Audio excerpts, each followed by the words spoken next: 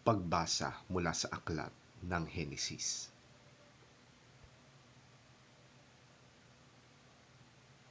Nang wala nang makain ang mamamayan, sila'y dumaing sa Faraon. Sinabi niya sa mga taga-Ehipto, "Magpunta kayo kay Jose at sundin ninyo ang kanyang sasabihin." Lumaganap ang tagutom sa buong bansa.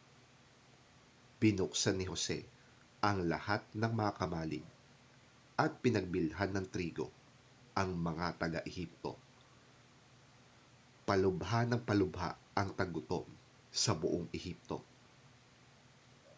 Lumaganap din ito sa ibang mga bansa. Kaya't ang mga mamamayan nila'y pumunta sa Ehipto upang bumili ng pagkain kay Jose.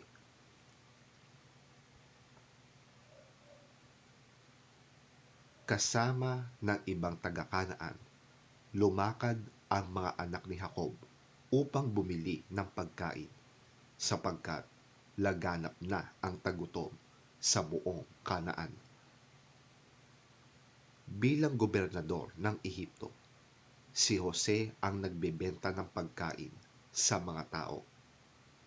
Kaya't sa kanya pumunta ang kanyang mga kapatid.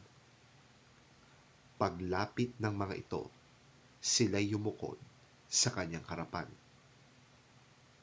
Nakilala agad ni Jose ang mga kapatid niya, ngunit hindi siya nagpahalata.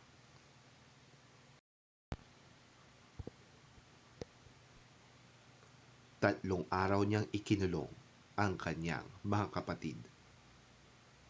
Pagsapit ng ikatlong araw, sinabi ni Jose sa kanila, "Ako'y may takot sa Diyos. Bibigyan ko kayo ng pagkakataong mabuhay kung gagawin ninyo ito. Kung talagang nagsasabi kayo ng totoo, isa lamang sa inyo ang ibibilanggo. Ang iba'y makakaalis na at maaari nang iuwi ang pagkaing binili ninyo para sa inyong mga pamilya. Ngunit pagbalik ninyo'y kailangang isama ninyo ang bunso ninyong kapatid. Dito ko malalaman na kayo'y nagsasabi ng totoo at hindi kayo mamamatay." Sumang-ayon ang lahat.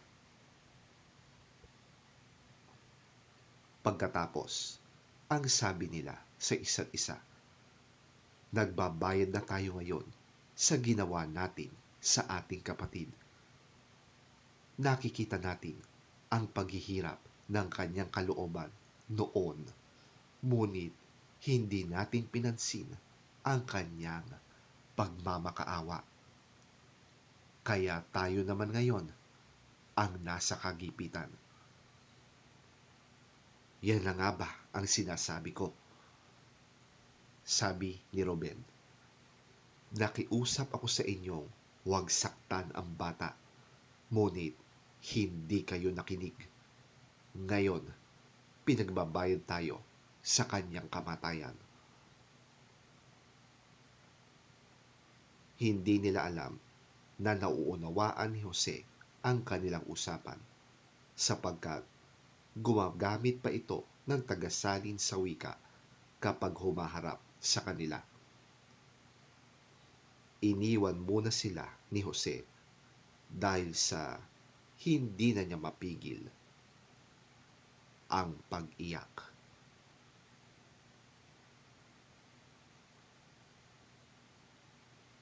Ang salita ng Diyos. Salamat sa Diyos.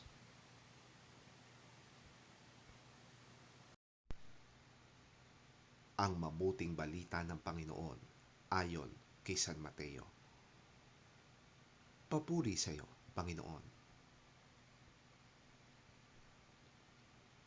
Tinipon ni Jesus ang 12 alagad at binigyan sila ng kapangyarihang magpalayas ng masasamang espiritu at magpagaling ng mga may karamdaman. Ito ang mga pangalan ng 12 apostol. Si Simon na tinatawag ding Pedro at si Andres na kanyang kapatid, sina Santiago at Juan na mga anak ni Zebedeo, si Felipe, si Bartolome, si Tomas, si Mateo na maniningil ng buwis, si Santiago na anak ni Alfeo, at si Tadeo, si Simon na makabayan, at si Judas Iscariote na nagkanulo kay Jesus. Ang 12 ito'y isinugo ni Jesus at kanyang pinagbilinan. Huwag kayong pupunta sa lugar ng mga hintil o sa alinmang bayan ng mga Samaritano. Sa halip, hanapin ninyo ang mga nawawalang tupa ng sambahayan ng Israel. Humayo kayo't ipangaral na malapit nang dumating ang kaharian ng langit.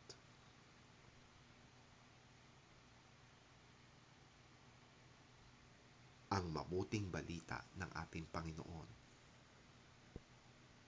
Pinupuri ka namin, Panginoong Hesukristo.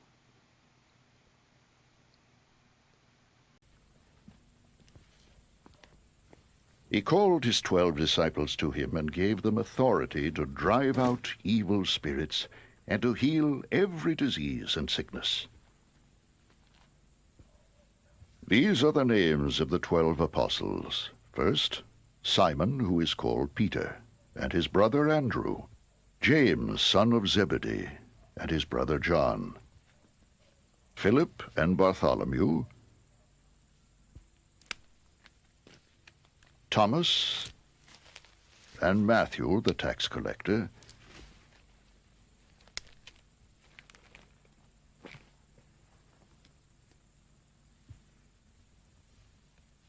James, son of Alphaeus, and Thaddeus,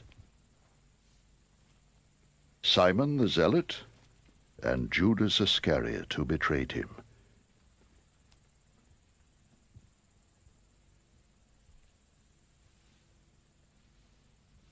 These 12 Jesus sent out with the following instructions. Do not go among the Gentiles, or enter any town of the Samaritans. Go rather to the lost sheep of Israel. As you go, preach this message. The kingdom of heaven is near.